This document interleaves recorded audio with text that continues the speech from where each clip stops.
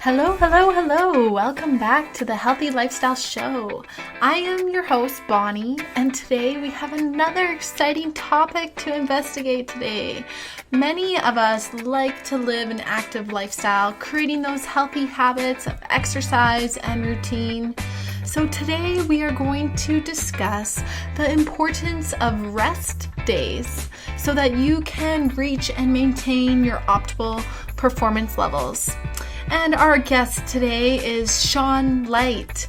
He is registered strength and conditioning coach who has spent many years working in professional sports, most recently serving as a strength and conditioning coach for the Los Angeles Lakers and the Arizona Diamondbacks. Woohoo!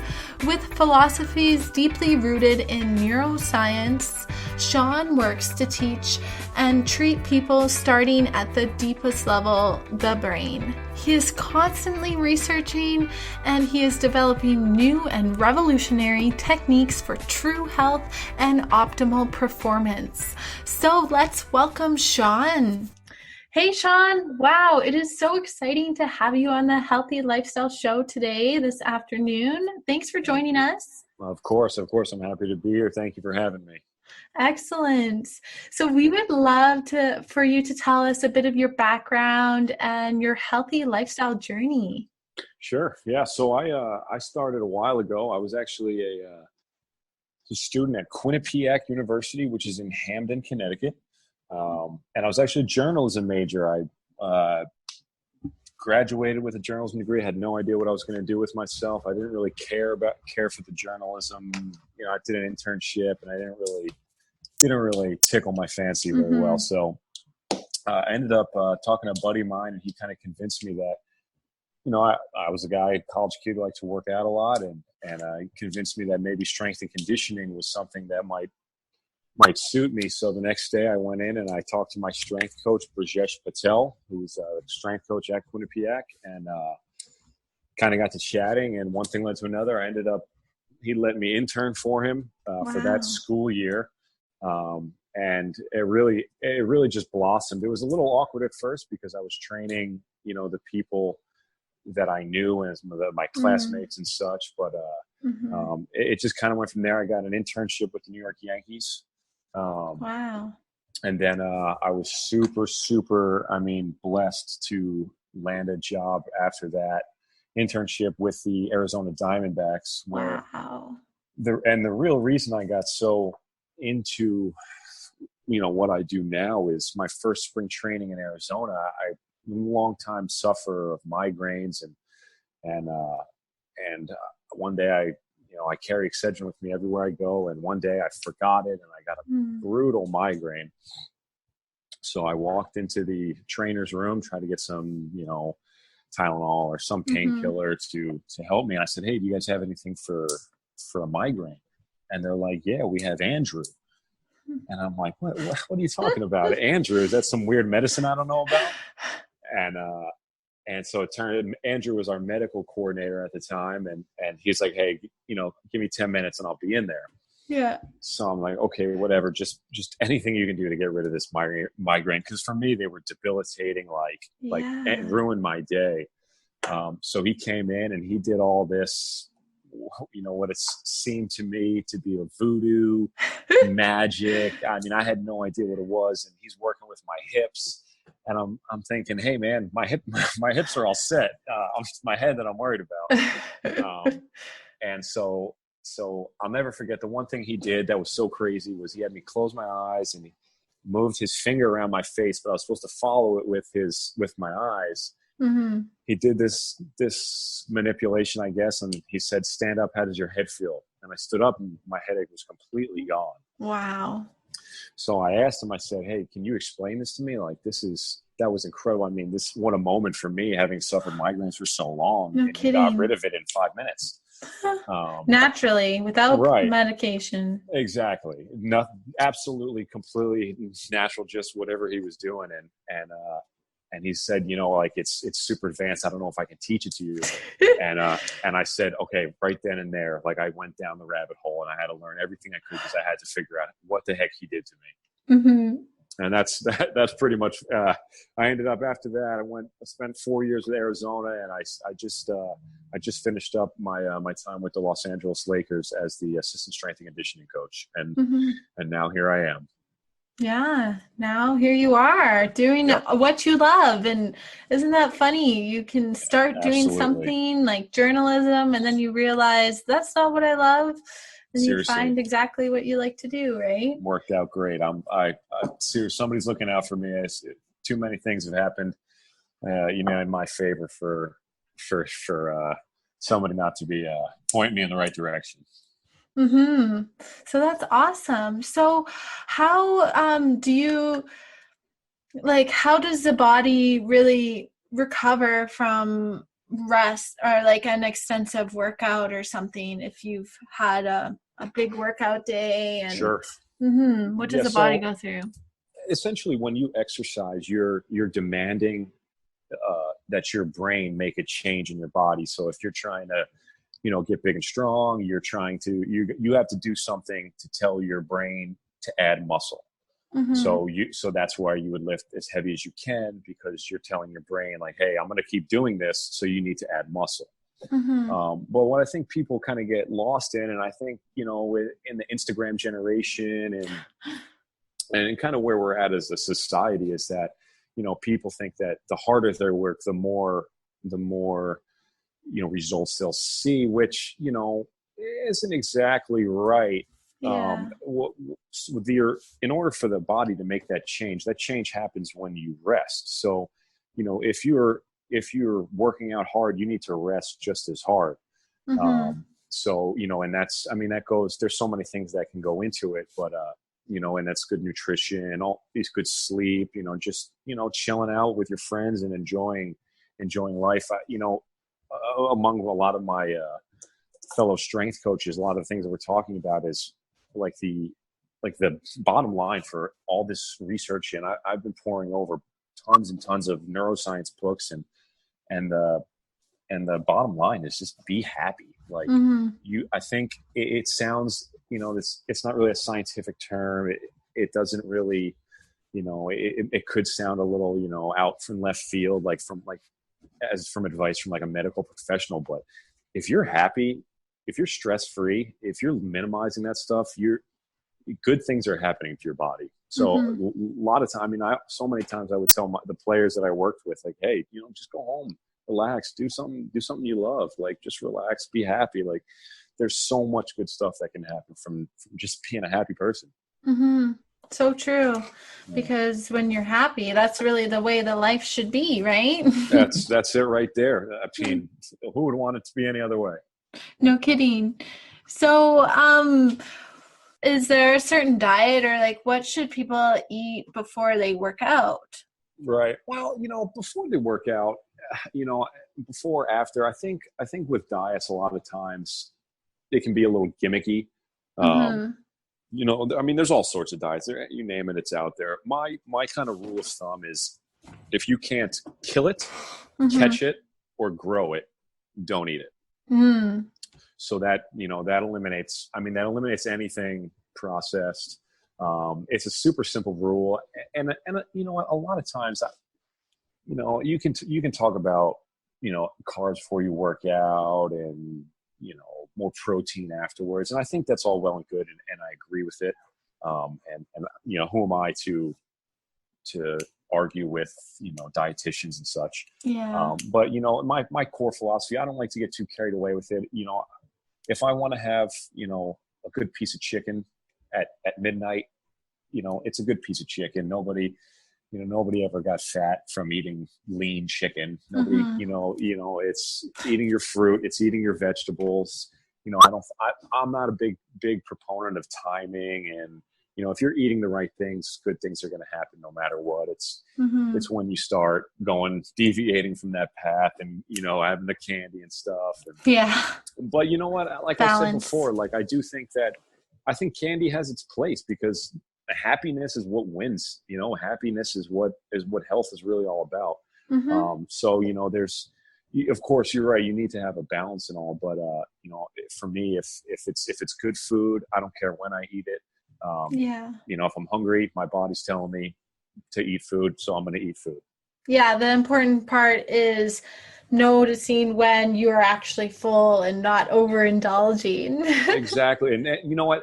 I didn't put a lot of stock into it for a while, the whole eat slow, and because your body takes a little bit to send a signal, but that really works. I Hmm. was actually surprised. I've just recently, like, not even intentionally eating slow. It just like I'd, for whatever reason, go through a meal slowly, and it really, that actually works. Sometimes I'm like, wow, I shouldn't have eaten that last sandwich or whatever. Like that works. That's how it always happens, hey? Like it's already Right. after the fact, like, oh, I Of shouldn't have ate course. that, but it's just too good. So yeah, sometimes you just got to though. Yeah. So, yeah, normally I don't really eat before I work out just because I'm a morning person. So, Sure. that's as long as you get your protein Yeah, afterwards or something? I think that's great. I don't, I think you got to do what's comfortable for you. I'm kind of the same way. Like I wake up, I go right to the gym. And people say, you shouldn't do that. You're going to burn the muscle off, and Mm, like I'm just, if I get up in the morning, I eat, then I got to wait a while because then I'll feel full and like uncomfortable. uncomfortable in the gym, and I don't want that. So Yeah. you got to do what works good for you. But ultimately, at the end of the day, if you're eating good food, I don't think it matters when you eat it. I think, if you're doing the right things, Hmm. good things will happen. Yeah, and I guess everybody has a different body, so everyone kind of, you got to Exactly. feel what's good for you. Hmm. Absolutely. So, what would you say means like to have your body at optimal performance levels? Right. So, I think when it comes to optimum performance, I think that really ties into the rest and recovery as well, because, if you're going to, if you, so an analogy I always use is if you have a power meter, so or energy meter or whatever it may be, we'll use power for right now. Yeah. And if it's from zero to 10, right? Um, you want to be able to go from 0 all the way to 10. You want to have that entire power meter used, Mm-hmm. and available. But if you, so say you go through the entire day, you go through your workout and you get all the way up to 9, right? But then you go home and you're stressed out about work, or you don't sleep, you stay up and watch an extra episode of Game of Thrones, and you're looking at your phone in the bedroom, whatever Yeah. it may be. You're not getting enough sleep, you're not eating the right things, your power meter goes down to, say, 4. So the Mm-hmm. next day when you get started, you're starting from 4 instead of starting all the way back to 0, so you have less to work with. um, so you Okay. really want to maximize, and you want to maximize the amount of energy and power and production that you're going to have in your day, your workout, if you're an athlete, in your game, in your practice. And I think it also means being smart with your workouts. The biggest problem that really blows my mind is you go on the internet, you go on Instagram, you go on Twitter, Facebook, you just Google, like, hey, I want a good bicep workout, I want a good, leg workout. You're Uh-huh. gonna get something, but like, who are you getting that information from? Mm-hmm. And I think that exercise can have such a good impact, just an amazing impact on the body, but it can have just as big of an impact negatively if you don't do it right. Mm. So I think it would be, for everyone, it would be really helpful for them to kind of investigate where they're getting you know, their their information from, and I think the same goes for me. Like, if you're listening to this podcast and you're getting this information, like, make sure I'm legit, make sure I am who I say I am, make sure I've done, I'm schooled, and you have every right to be skeptical that I have a journalism degree, like, and Yeah. you should look into that, because who am I to give you, information? Who am I Yeah. to say that this is what works? Like, make sure, because it's your body, and you can definitely do damage to yourself in the weight room, um, Mm. by looking at somebody who has 15 million Instagram followers and thinking that qualifies them Mm-hmm. to give you advice on what's best for you. Mm. Yeah, that's so true, and that's why it is so true to important to you reach out to someone and even get a personal trainer, perhaps, Yeah, right? of course, absolutely. I think and if you don't know, they'll find somebody who does, and Yeah. I think it's just really important to understand that just if fitness isn't a blanket, a blanket model, like you just do something, if you just move, like, and Mm-hmm. and and if you're picking up and putting down weights, like that works, like it kind of works, but you can, you really can do damage. And something that an idea that I've been tossing around for a while is that I think that right now, I'm not positive, but I think we're really living through like the first fitness and health and exercise generation. I Mm. think 50 years ago, I don't think Equinoxes and Planet Fitness, I don't think they really existed. Um, Yeah. and I think we're going to start seeing, in the next 20 years or so, the long-term effects of what we've been doing in the gym are. That's And I true. and I think people are going to be surprised at the negative side effects of a lot of stuff that they've been doing. Mm. And that's why I think ultimately in the next 20 years we're going to see neuroscience, brain work, and posture coming in and playing a huge role in the next generation of fitness, because I think people are going to see knee replacements. I think they're going to see back Mm. surgeries, and and I think it's probably because they didn't realize how much of an impact it can really have Mm-hmm. on your body, negatively as well as positively. So would you say that's more like for like the huge heavy lifting? Like I'm imagining like I guess it could be for anyone just not Yeah. working out So I mean, properly, knowing the and right right. I forms. mean, powerlifting, I mean, you're super exposed. If you're Mm-hmm. deadlifting 500 pounds, like you're really putting your back on notice. Yeah. You really could do something. But it's as simple as the in your body, you have two types of nervous systems. You have a parasympathetic and a sympathetic, and the parasympathetic is like your chill, relaxed, you know, nervous system, and your sympathetic is your fight or flight, go go go, power mode, right? Mm-hmm. And the ganglion that comes down from your brain, like the fibers that runs through your spine, and it pops out on your low back. So just even if you're not lifting weight and you arch your back, you press up against those and excite Mm-hmm. that go go go system, which then botches your recovery. um, Mm-hmm. and it ultimately, that's the type of thing that can, if you stick in that arched back position, you're going to, that's where you start seeing the high blood pressures and the anxiety disorders. Like those are the types of, the people that can't turn it off, they can't Mm-hmm. shut down, they can't recover. Like those are the, there's one side where you could have the blown discs in your back from powerlifting, Mm-hmm. but same thing goes from, just bad posture, from people who aren't lifting heavy, people that just do simple quad exercises, but that pulls their hips into a forward tilt, which then pulls them into that arched back position, Mm-hmm. and then they're ramping up that fight or flight system. So there's a bunch of different ways that it can go. um, it's not just your typical you know blown disc in your back. Mm. Yeah. Wow, it's definitely a lot to think about when you do go to the gym and, to make sure that you have a proper fitness routine. Absolutely.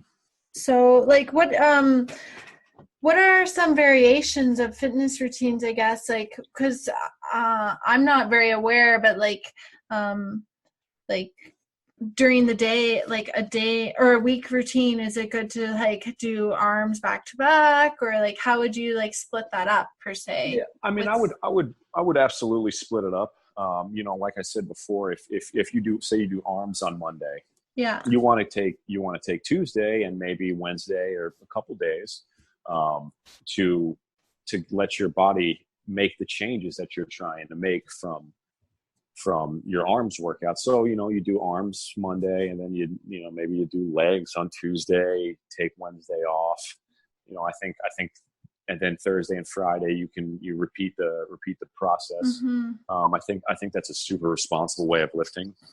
And I think a lot of it is, I think, like I said kind of before with stress, I think, I think sometimes you just kind of have to work to your strengths and to what works for your schedule. Mm-hmm. I'm very, I'm very sympathetic to the people that, get up super early. And, I've never had a job where I've had to go 9 to 5 and then come back and lift in the morning or, Yeah. and that's, I mean, the closest thing I ever got, I went to massage therapy school and it was 9 to 5 and I'd sit there and then I come back and lift. And it was, I mean, it sucked. It was awful.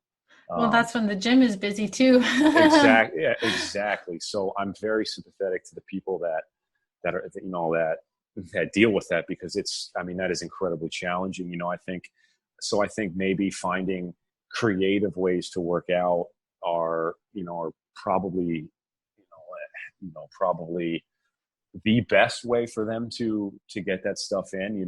Maybe I've tossed around the idea of like maybe going Wednesday and Thursday, Friday off, and then you have the weekends off. So, work Saturday and Sunday.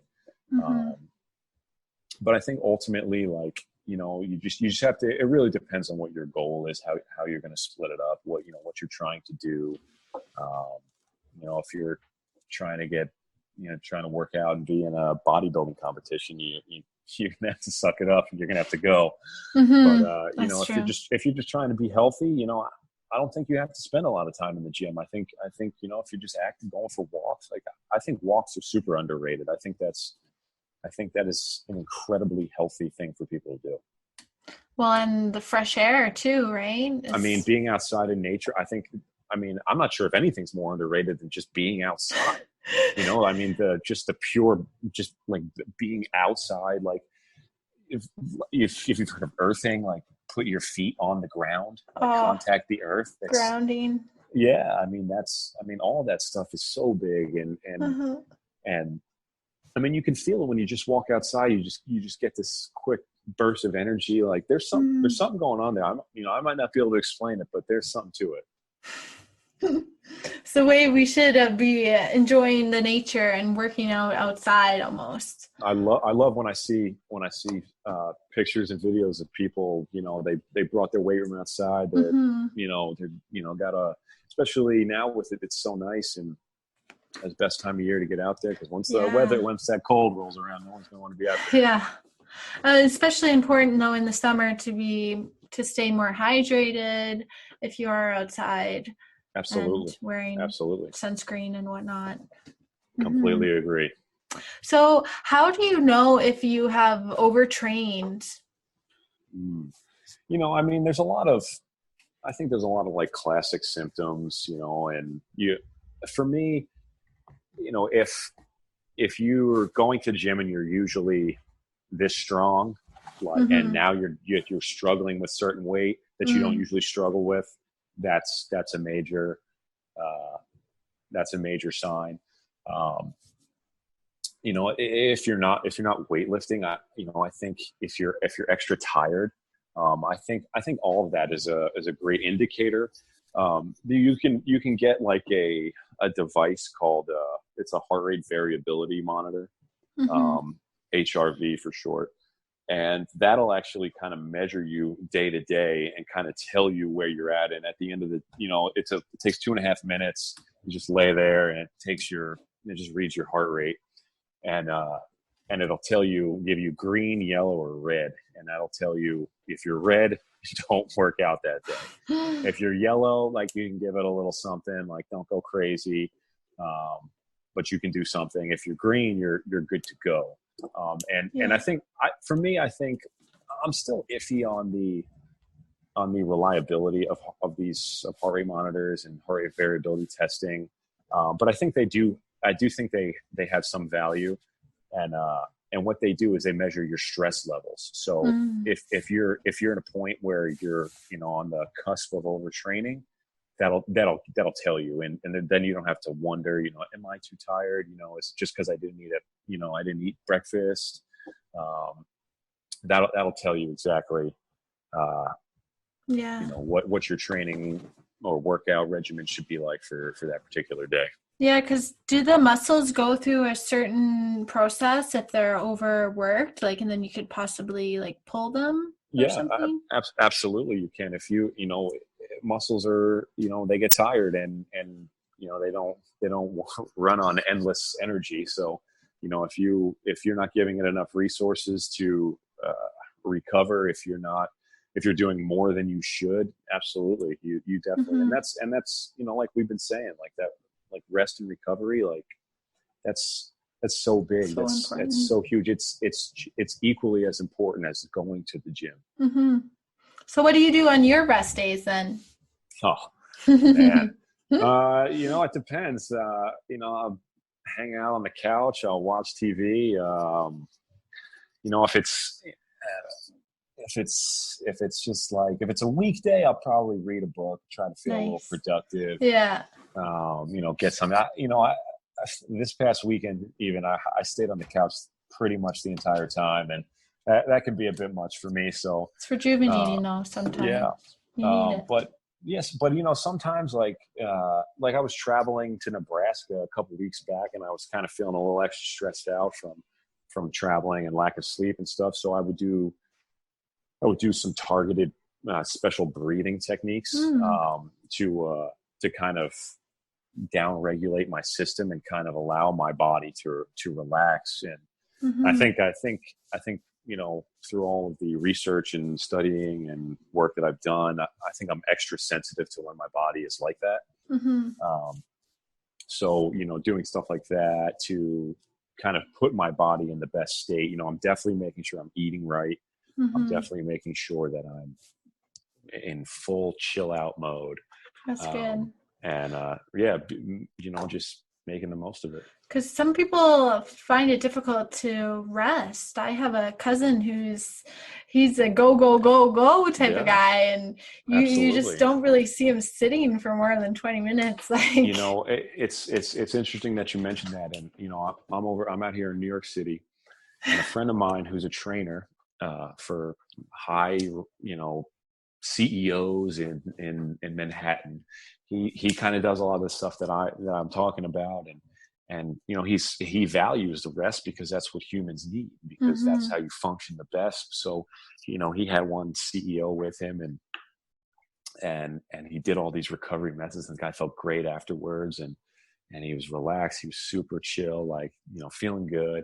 Next day the guy comes in and he's cursing him out. He's like, you screwed me over for my job. Like, I didn't want to do anything. I had no motivation, no energy. So yeah, I mean, like, some people need that. That's kind of how they are. And yeah, and I think kind of the way that I look at it is, everybody has their sport. yeah, You know, is your sport? Do you play baseball? Do you play basketball? Is your sport sitting at a desk for 8 hours a day? Is your mm-hmm, sport, is your sport driving a bus or driving Uber? Like, whatever your workout is needs to be tailored to what your quote sport is.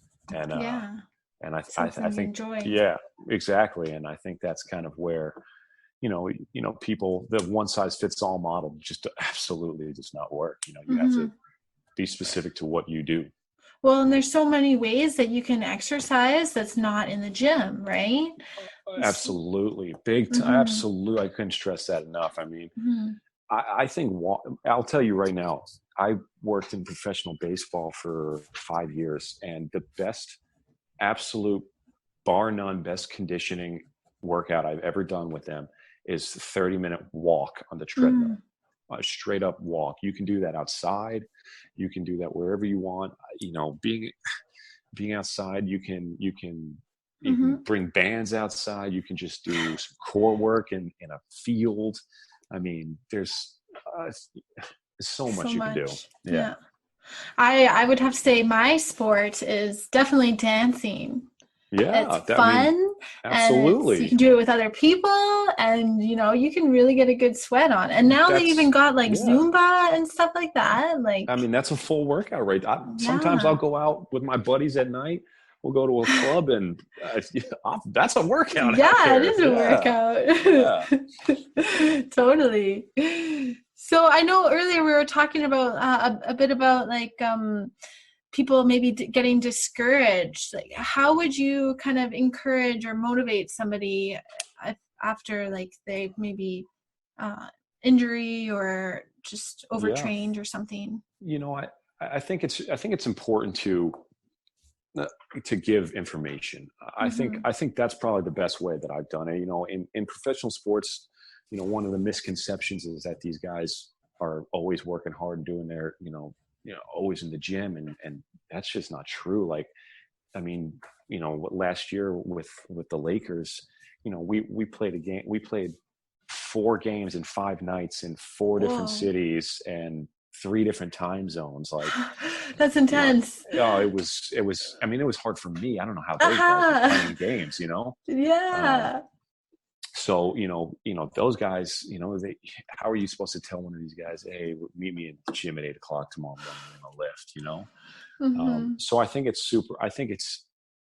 especially for trainers and coaches, like, I think it's so important to be informational and give and tell them what's going on, what they're doing, why you want them to do it. And Mm-hmm. I think that's where you see it, for people who struggle with motivation. I mean, I don't think that's rare. I don't think that's odd. I think that's normal. You Yeah. know, I think you kind of have to decide what you need, what do and find out, why you're doing what you're doing, not just, I gotta go to the gym because I gotta be healthy.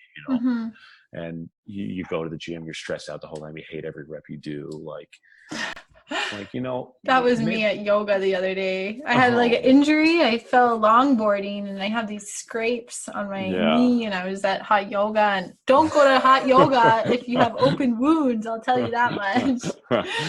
Bad idea. Yeah, exactly. And I think though that's so important for people to understand why they're doing it. And I think it's okay, if you hate the gym, like, don't go to the gym, Yeah.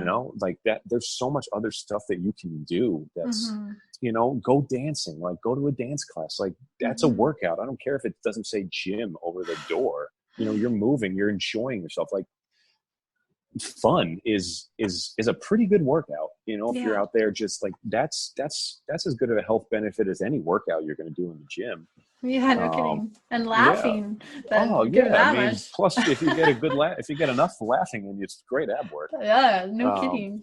but no, I think that's absolutely what it is. And and if you're injured, that you got dealt a tough hand. But you just gotta suck it up and understand what the process is, and try to make yourself bulletproof so that you Mm-hmm. don't you don't have to get hung up again. Yeah. So what happens to the body if somebody like if you don't allow your body to rest and repair and you just kind of like push through it? Yeah, so that's I'm pumped you asked that question. That brings me to a concept that's called allostasis. Mm. And that kind of is this new model that kind of debunks the hype, or the what's I can't think of the name right now. The homeostasis Mm-hmm. uh, model, where your body kind of works as like an air conditioner, where, like, if it's hot right now, it'll cool it off because you have the temperature, the normal setting that you want it to be at.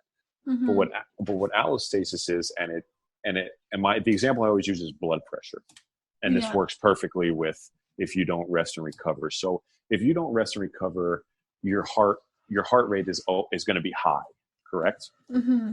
So say you work out at 130 beats per minute heart rate, but you don't recover. You get down to, say, 85, for the rest of your day. At some point, your body is going to just assume that's the normal. That's, Mm-hmm. if, you know, that's going to assume that is where you're supposed to be. So it's just going to keep you there. Mm-hmm. They kind of, from one of the books I read, they called it hypervigilance. If you're always vigilant and attentive and like working and doing something, you don't leave time for relaxation, your body's going to just assume that is your new normal and keep you at, whatever, 84, 85 beats per minute. And then you go to the doctor and they tell you have high blood pressure, and what, and I'm not a doctor. I'm not super well versed in all of this, but, the general public would have you believe that your system has malfunctioned to give you this now 85 beats per minute normal, when in my opinion, that's a perfectly working system that has made an adaptation, a change for your system to adapt to your lifestyle. So when somebody says, I have high blood pressure, like I have to take this medicine, like, no, maybe you just need to find ways to relax and tell your body that 85 beats per minute is not the normal. That is not where I want you, So I think that's high blood pressure is something that can happen if you don't recover. Anxiety is something that can happen if you can't recover. It's all, a lack of recovery leads you down the path of issues that are relating to people that are super sympathetically driven, which is that they're always in that fight or flight mode. That's if you're not recovering, that's kind of the path that you're driving down. Overloading the body too, right? Exactly. I mean, that's chronic overload right there. Yeah. And that's kind of scary. I can kind of like visualize some people that I know in my life that are kind of, not to an extent, but like, absolutely. I mean, you see it every day, and it's a shame because, you have this, stigma out there that you want to work and work hard. And, if, and I remember when I played basketball, it was, we're supposed to sprint for 30 seconds and take, a minute off. And, you were more badass. You were the cooler, you were the better player if you only took 30 seconds off, when that was making you a worse player, So there's a lot of those stigmas out there, but hopefully we can start chipping away at them. Yeah, that's so true. It's important to be aware of your body and know what's right for you. And oftentimes we are judging ourselves with what we think other people's are judging us in a way. Big time. Yeah. So on our show, we always like to leave our listeners with a little healthy lifestyle challenge. So with that said, is there something that the listeners can implement into their lives today that will help them reach their fitness goals, or, give them that goal to step back and enjoy their rest days more thoroughly? So what I have for the listeners out there is a quick Buteyko breathing method. Oh. And this is kind of how I jumpstart. Like if I'm super stressed, got the heart rate going, this is how I kick my body real quick into a chill mode. I do this a lot before bed. And what you do is you breathe in through your nose, out through your nose as well. And then you just hold it. You see how long you can hold it for. A lot of people, if you're really struggling, if you're really fight or flight right now, maybe you'll be 10, 8, 12 seconds.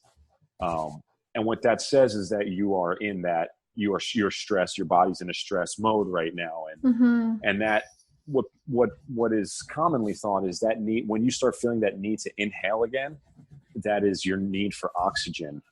But the real issue there is that your body is not carbon dioxide resistant. So the longer you can hold that for and build that carbon dioxide resistance, the more your heart rate will come down. So all you do is you inhale through your nose, out through your nose, wait. And go as long as you can. Is it like a deep inhale and like a deep exhale? Nope, completely normal breathing. In through your nose, out real quick. You don't force anything in, don't force anything out. And then you hold it. How long did you go? Say you went 10 seconds. Cool. Get your breath. Take a minute or so, then do it again. Okay. Keep going and going and going. And ideally, you want to get to the point where your pause after your exhale is 1 minute. 1 minute. And now that can seem daunting if your first one is 10 seconds. But it usually, and that happens to me, my usual low is 12 seconds. And it usually takes me about 10 minutes to get to a full minute's rest. Mm-hmm. And that is, and if you do that, you will feel like you're floating in the clouds. Wow. And it's super helpful right before you go to bed. I've found a lot of players, if you have, more stress than others, you may only get to 40 seconds or so. And I find that to be just fine. But yeah, so the more you can just build that carbon dioxide resistance, the more relaxed of a person you'll be, and the more restful state you'll be in, which helps you in everything. So try a little Buteyko breathing. Buteyko, is that how you pronounce that? Buteyko, Buteyko. Okay, perfect. And so would you suggest you could do this kind of like after a high anxiety scenario in your life? Would that be good? I think for panic attacks, I think it can help panic attacks. I think, if you feel one coming on, I think this is a big help. I think for people with anxiety, I think I've seen it help people with anxiety. Absolutely. I mean, I've done it on an airplane when it gets a little too turbulent. Yeah, that's a good one. You just need to relax a little bit. It works wonders. It's a cool feeling. Your face gets all warm, and you really do feel like you're floating in the clouds. That's cool, especially if you're on an airplane. Yeah, you're really in the clouds. That's so cool. And what the best part is? You always have your breath with you, and no matter where you go. So absolutely, no you can excuses, do that anytime right? you want. Yep. I love it. Well, thanks so much, Sean, for all those tips and insights on how to maximize your rest days and perform at your optimum level. I really enjoyed our discussion this afternoon. Of course, I did as well, and I hope some people take some good stuff from it. Wonderful. Thank you. Of course. So I hope you all take some extra moments in your days to rest and rejuvenate, taking that day off during your workout schedule, rest, workout, and implement those days. And try that Buteyko breathing technique that Sean has discussed and talked about for the Healthy Lifestyle Challenge during a stressful or right after a stressful event or scenario, and at nighttime, just to wind down your day, or if you are having trouble sleeping, try that out to get you in the Zen mode right before you drift off into dreamland. Yeah. And as always, definitely check out the Healthy Lifestyle Meals software so that you can plan healthy and balanced meals for yourself. It's great, especially if you are on a specific diet. Say if you want low carb or high protein meals during your workouts or whatever, you can create meal plans specific to that. You just put in your specific requirements, and this will create meal plans for you based on your health requirements, up to 5,000 balanced meal plans. It's pretty cool, so definitely check it out. There's a trial that you can go. It's at healthylifestylepodcast.com/trial. And of course, we will be back next week.